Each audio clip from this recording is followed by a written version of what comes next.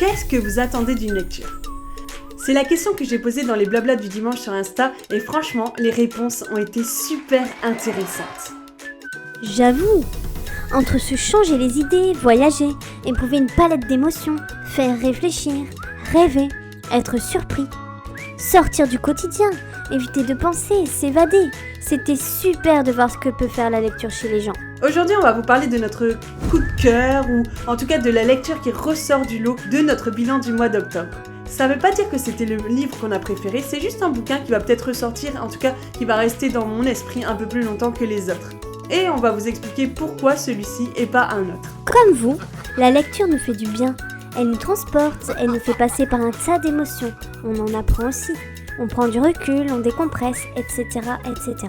Le livre qu'on met en avant ce mois-ci, c'est Fermer les yeux de Antoine Renan. Mais avant d'aller plus loin, et vous, quel livre au mois d'octobre vous a semblé être au-dessus des autres? Dites-le nous en commentaire.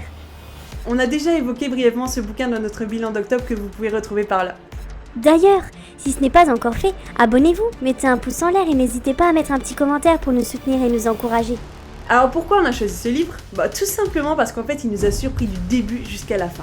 Au départ on se fait des idées, on pense qu'il va arriver telle ou telle chose, que ça va se résoudre de telle ou telle manière et finalement je n'ai rien vu venir. Dans beaucoup d'histoires on sait plus ou moins ce qui va se passer à la fin mais on connaît pas l'entre-deux on va dire.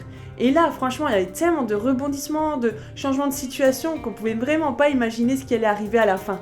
Mais celui-ci a attiré notre attention car jusqu'à la fin on ne savait pas ce qui allait se passer. Notre esprit en a pris un bon coup.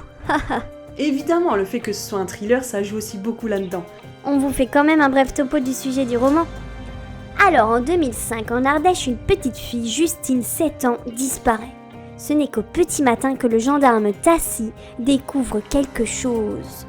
Le roman va mettre en avant cet enquêteur à la retraite qui est hanté par une erreur qu'il estime avoir commise 15 ans plus tôt. On trouve aussi un jeune auteur qui est un peu le spécialiste des tueurs en série en France.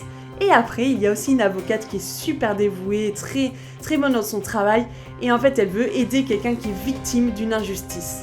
C'est ensemble, à trois, qui vont essayer de débusquer un tueur insaisissable. Et c'est possible que ce mois-ci, on avait besoin d'être percuté par un thriller. On aime beaucoup le style d'écriture, très fluide, simple et en même temps raffiné. On aime comment les événements s'enchaînent, les descriptions, les personnages. L'auteur arrive à faire en sorte qu'on s'attache à ces gens et notre esprit impartial en prend un coup. Si on doit parler des émotions, alors là on peut dire qu'on en ressent vraiment une multitude.